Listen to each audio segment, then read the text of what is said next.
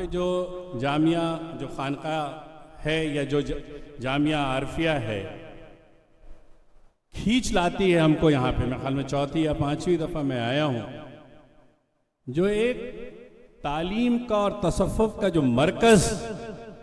ہونا چاہیے اس کی علمبرداری یہ ادارہ کر رہا ہے۔ جہاں مذہب کے نام پہ نفرت اور بٹوارا ہے، وہیں مذہب کے نام پہ اس خانقاہ میں ہر آدمی بنا تفریق مسلک، بنا تفریق اس کی ذات پات مذہب، بنا کسی تفریق کے اس کے لیے دروازہ کھلا ہوا ہے، اور آنے کے بعد جس کو نہ سمجھ میں آئے اس کے جانے کے لیے بھی دروازہ کھلا ہوا ہے۔ کوئی زور نہیں ہے، کوئی زبردستی نہیں ہے۔ جو خانقاہ کا جو ایک کلچر ہے پچھلے 500-600 سال کا، اور جو کہیں دم توڑ گیا تھا، اور جو ہندوستان کی مرکزیت تھی جس نے ساروں کو اپنے اندر اکٹھا کر رکھا تھا، اس سے مطلب وہ اللہ کا بندہ ہونا چاہیے بس۔ کس مذہب کا ہے،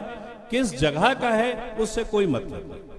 اس کو دوبارہ اگر زندہ کیا ہے اور اس کی اگر عکاسی کری ہے مضبوطی کے طریقے سے، تو مجھے لگتا ہے یہ خانقاہ عالیہ عارفیہ میں سید سرامہ میں ہم کو دیکھنے کو ملتی ہے۔ یہاں کے تمام اساتذہ کرام یوں تو دلی اور لکھنؤ میں ڈاکٹریٹ کیے ہوئے ٹیچرز مل جاتے ہیں، لیکن جنگل میں منگل مچانا، یہاں 6 پی ایچ ڈی کیے ہوئے لوگوں کا پڑھنا پڑھانا، اس طریقے سے جو نشوونما ہے، تو مجھے لگتا ہے کہ یہاں کے لوگوں کو بھی یہ خانقاہ اور یہ جامعہ تلاش کر کے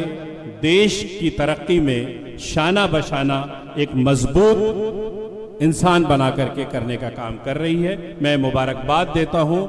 خانقاہ کو، میں مبارکباد دیتا ہوں جامعہ عارفیہ کو، ان کے تمام اساتذہ اکرام کو، تمام رفقاؤں کو تحسین کے قابل ہیں اور مستحق ہیں۔